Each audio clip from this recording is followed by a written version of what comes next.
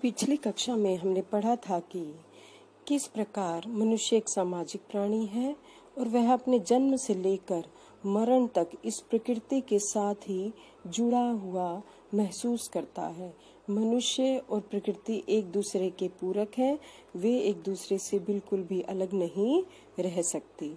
लेखक ने, जिनका नाम है काका कालेलकर, वो भी एक प्रकृति प्रेमी है और इस संपूर्ण पाठ में स्वयं को प्रकृति से जुड़ा हुआ दिखाया है। किस प्रकार लेखक कहते हैं कि हम प्रकृति से अभिन्न नहीं हैं, हम उससे जुड़े हुए हैं।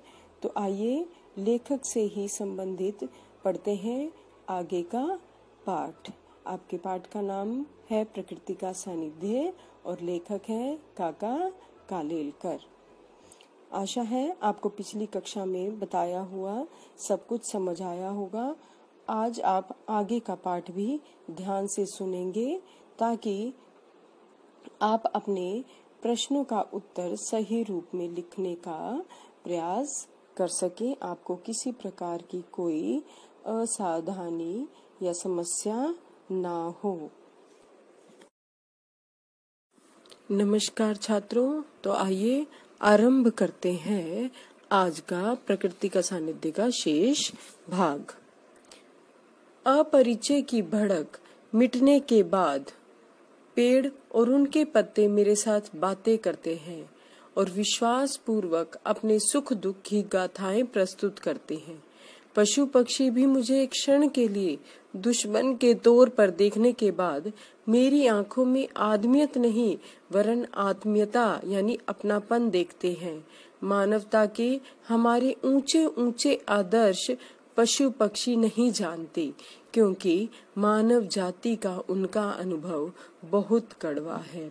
अब इन पंक्तियों में लेखक कह रहे हैं कि अपरिचय यानी वह मुझे नहीं जानते थे, यह चीज दूर होने के बाद वे मुझे ऐसा लगता है मुझसे बातें कर रहे हैं और अपने सुख दुख की बातें मुझे बता रहे हैं।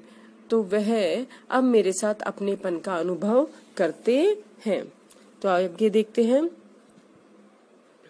हम जैसे हैवानियत शब्द तिरस्कार के साथ इस्तेमाल करते हैं। हैवानियत होता है जानवरों की तरह व्यवहार करना, वैसे ही पशु पक्षी आदमियत यानी आदमियों की तरह व्यवहार करना शब्द इस्तेमाल करते होंगे और उसमें अपना सारा कड़वा अनुभव व्यक्त करते होंगे।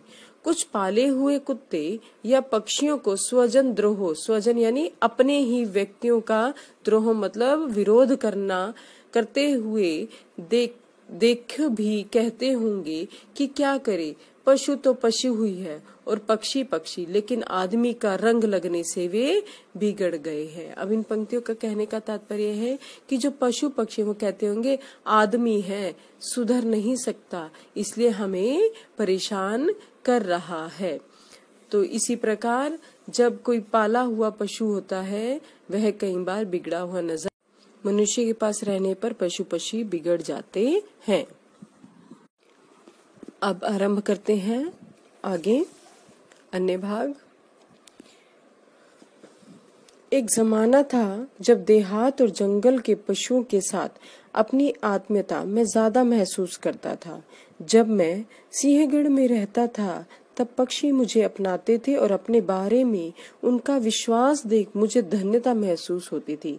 अब यहाँ लेखक कह रहा है कि एक समय में जब मैं गांव और जंगलों में जाता तो वहाँ पशु मेरे साथ अपनेपन का अनुभव करते थे, और जब मैं सिंहगढ़ में रहता था, एक स्थान का नाम है यह, तो पक्षी मुझे अपने साथ अपना रहे थे और मुझे ऐसा लगता था कि उनका मुझ पर कितना अडिग विश्वास हो चुका है। वे मेरे साथ रहकर किसी प्रकार का भय और डर महसूस नहीं करते थे। तो इस प्रकार लेखक और पशु पक्षियों के बीच एक प्रेम ममत्व का रिश्ता बन चुका था। हिमाचल में कभी कभी नाटे बने हुए मनुष्यों और जानवरों को देखकर दुख होता था कि हिमालय में जो पशु और मनुष्य होते हैं उनका कद छोटा होता है किसी वैज्ञानिक कारण से, और उनका सारा विषम यानी जो विपरीत है जीवन क्रम मेरी नजर के सामने से गुजरता था, लेकिन यह तब तक था जब तक मैं उनको देखता था। बाकी समय तो पेड़ पत्तों से और उनके बीच से रास्ता निकालने वाले झरनों से अपनी आत्मीयता मेरी जाग जाती थी, और फिर जीवन का विचार करते वर्षों की गिनती नहीं बल्कि शताब्दियों से गिनती चलती है। कहने का तात्पर्य है कि मैं पशु पक्षियों के साथ जहां भी जाता वहां अपनेपन का अनुभव करता था। फिर मुझे ऐसा नहीं लगता जैसे मेरा जीवन कुछ ही वर्ष का है, ऐसा लगता है शताब्दियां यानी कई हजारों वर्ष निकल गए। आगे देखते हैं अब हम। देहरादून के पास गुच्छू पानी और सहस्त्रधारा, यह 2 स्थान है वहां पर देहरादून में, देखने लेखक गए। वे प्रसंग किसी तरह भुलाए नहीं जा सकते। प्रसंग मतलब वे उस समय की जो घटनाएं उनके साथ घटी।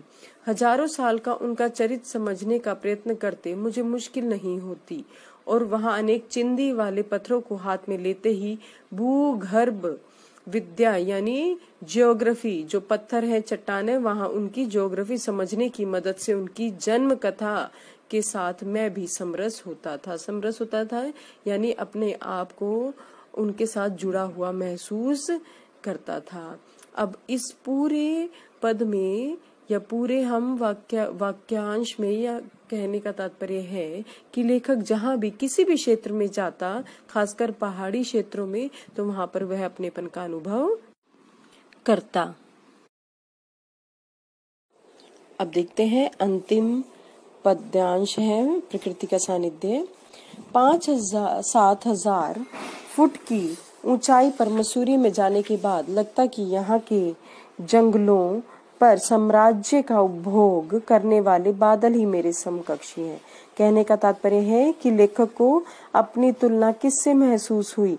बादल से। वे कहते हैं मुझे तो बादल ही अपने समान लगे। कभी कभी एक आधे पक्षी को एक पहाड़ से दूसरे पहाड़ तक की घाटी लांघ कर यानी वहां तक जाते हुए देख मुझे ऐसा लगा कि पक्षी होकर नहीं लेकिन बादल होकर इन शिखरों के बीच मैं व्योम विहार जरूर करूं। यानी वे कहते थे कि मैं पक्षी नहीं बनना चाहता, मैं बनना चाहता हूं तो बादल, ताकि इन पहाड़ों के बीच में व्योम अर्थात आकाश विहार मतलब घूम सकूं, यानी आकाश में घूम सकूं। यहाँ आपने अभी तक पढ़ा, आपने सभी जगह देखा होगा जो लेखक है वो अपने आप को सभी के साथ जुड़ा हुआ महसूस करता है, चाहे वो पहाड़ हो, पशु हो, पक्षी हो। इन चिरहिम शिखरों में और उन पर विहार करने वाले बादलों में मनुष्य को महान सूचना देने की शक्ति है। लेखक कह रहे हैं कि जो बर्फ से ढके हुए पहाड़ हैं ये हमें किसी न किसी प्रकार से प्रेरणा देते हैं, हमें सूचना देते हैं, इसलिए उनके दर्शन को तरसता हूँ। ये बादल देखते ही देखते अपना आकार बदल लेते हैं, अपना स्वरूप और अपना आकार गठन यानी अपना आकार या अपना रूप ही लेंगे, हम भी बदलते रहते हैं। बादल आगे पीछे ऊपर नीचे 10 दिशाओं में दौड़ते हैं, कभी बड़े होते हैं फूलते हैं अर्थात बड़े होते हैं और कभी पिघल जाते हैं यानी गायब हो जाते हैं। क्षण में श्वेत यानी क्षण में वे सफेद रंग के हो जाते हैं, क्षण में श्याम यानी काले रंग के, और क्षण में वर्ण विहीन यानी बिना किसी रंग के रंगहीन हो जाते हैं। ये बादल कहते हैं परिवर्तन से न अकुलाना, यानी हमें घबराना नहीं चाहिए, यही तो सब कुछ है, परिवर्तन का आनंद लेना और बाद में उससे परे होना ही हमारी जीवन साधना है। यह कहते कहते ये बादल बारिश बन गए और उन्होंने हमें नक्शिकांत भिगो दिया। अब यहाँ पर लेखक कह रहा है कि बादल हमेशा अपने आप को बदलते रहते हैं, वह सदा एक समान नहीं रहते। वो कहते हैं कि जीवन भी इसी प्रकार परिवर्तित होता रहता है, बदलता रहता है। हमें किसी प्रकार के परिवर्तन से घबराना नहीं चाहिए, बल्कि उस परिवर्तन का आनंद लेना चाहिए।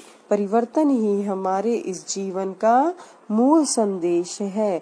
और ये कहते कहते जो बादल थे वो पहले तो बादल का स्वरूप लिए हुए थे, बाद में उन बादल से वर्षा होने लगी अर्थात बारिश बन गए वे, और उन्होंने हमें नखशिकांत यानी नख यानी हमारे पैर के नाखून से लेकर शिखांत यानी सिर की चोटी तक के अंत तक हमें भिगो दिया।